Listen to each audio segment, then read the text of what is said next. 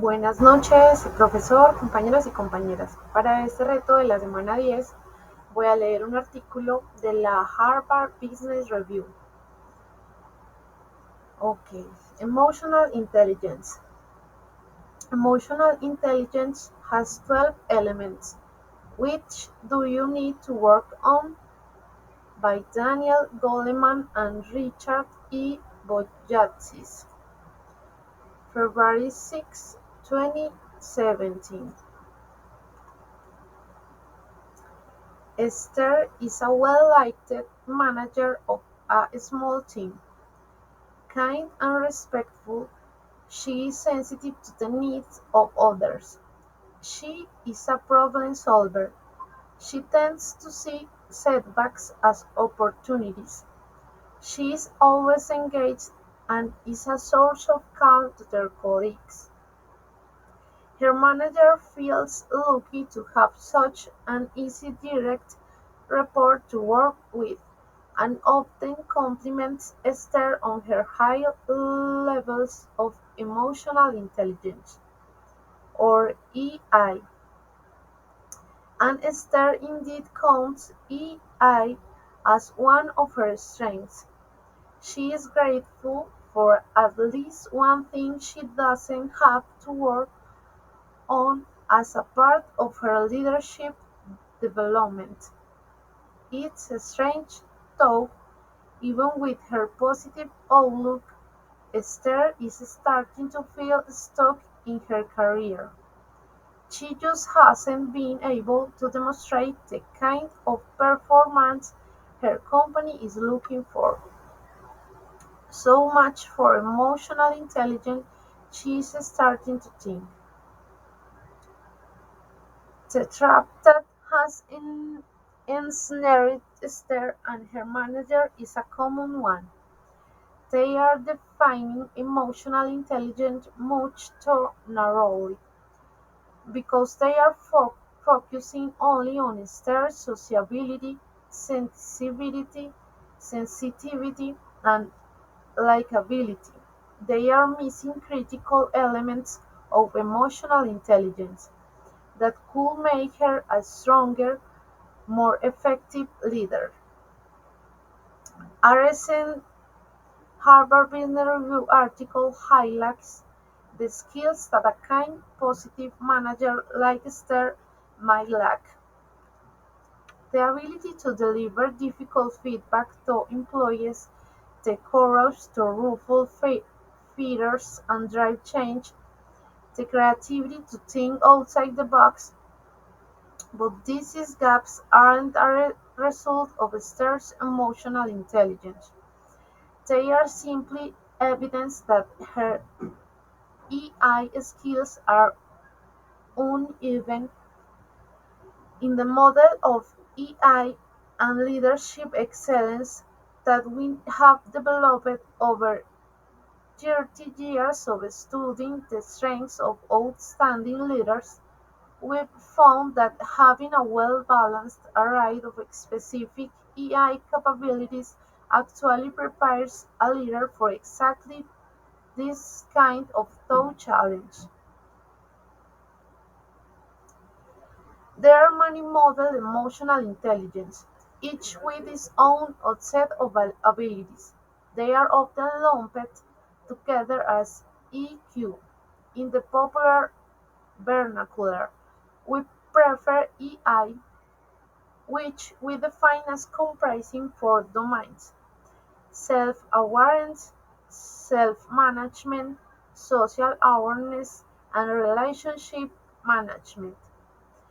Nested within each domain are 12 EI competencies, learned and learnable capabilities that allow outstanding performance at work or as a leader. See the image below. These include areas in which Esther is clearly strong: empathy, positive outlook, and self-control. But they also include crucial abilities such as achievement, influence, conflict management, teamwork, and inspirational leadership. These skills require just as much engagement with emotion as the first set and should be just as much a part of any aspiring leader's development priorities. Emotional intelligence domains and competencies. Self-awareness, emotional self-awareness, self-management, emotional self-control, adaptability, achievement orientation, positive outlook, social awareness, empathy, organizational awareness, relationship management, influence, coach and mentor, conflict management, teamwork, inspirational leadership. For example, if Esther had strength in conflict management, she would be skilled in giving people unpleasant feedback. And if she were more inclined to influence, she would want to provide that difficult feedback as a way to lead her direct reports and help them grow. Say, for example, that Esther has appeared who has appeared with overbearing and abrasive rather than smoothing over every interaction. With a broader balance of EI skills, she could bring up the issue to her colleague directly, drawing on emotional self-control to keep her own reactivity at bay while telling him what specifically does not work in his style. Bringing simmering issues to the surface go to the core of conflict management. Esther could also draw on influence strategy to explain to their colleagues that she wants to see him success, and that if they monitored how his style impacted those around him, he would understand how a change will help everyone. Similarly, if Esther had developed her inspirational leadership competence, she would be more successful at driving change. A leader with this strength can articulate a vision or mission that resonates emotionally with both themselves and those they lead, which is a key ingredient in marshalling the motivation essential for going in a new direction. Indeed, several studies have found a strong association between EI driving change and visionary leadership. To excel, leaders need to develop a balance of strengths across the suite of EI competencies. When they do that, excellent business results follow. How can you tell where your EI needs improvement, especially if you feel that it's strong in some areas? Simply reviewing the 12 competencies in your mind can give you a sense of where you might need some development. There are a number of formal models of EI, and many of them come with their own assessment tools. When choosing a tool to use, consider how well it predicts leadership outcomes. Some aces how you see yourself. This is correlates highly with the personality test, which also tap into a person's self-esteem. Others, like that of Yale University President Peter Salovey and his colleagues, define EI as an ability. Their test, the MSCEIT, a commercially available product, correlates more highly with IQ than any of other EI tests. We recommend comprehensive 360-degree assessments which collect both self-ratings and the views of others who know you well. This external feedback is particularly helpful for evaluating all areas of EI, including self-awareness. How would you know that you are not self-aware? You can get a raw gauge of where your strengths and weaknesses lie by asking those who work with you to give you feedback.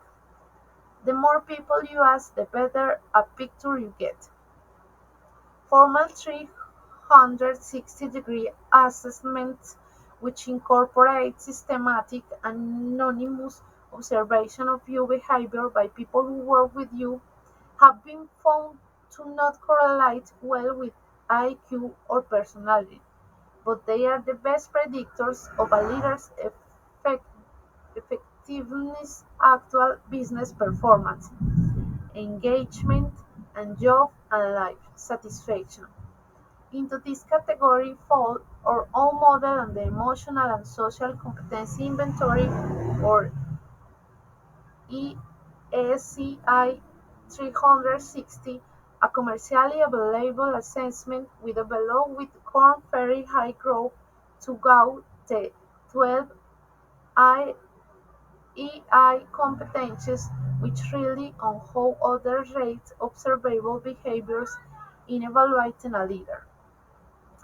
The larger the gap between a leader's self-ratings and how others see them, research finds the fewer EI strengths the leader actually shows, and the poorer the business results. These assessments are critical to a full evaluation of your EI, but even understanding that these 12 competencies are all a part of your emotional intelligence is an important first step in addressing areas where your EI is at its weakest. Coaching is the most effective method for improving in areas of EI deficit.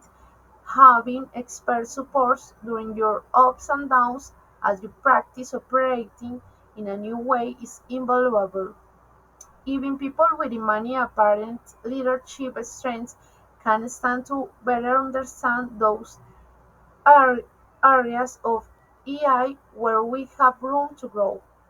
Don't shortchange your development as a leader by assuming that EI is all about being sweet and cheaper, or that your EI is perfect in you are, or even worse, assume that EI can help you excel in your career.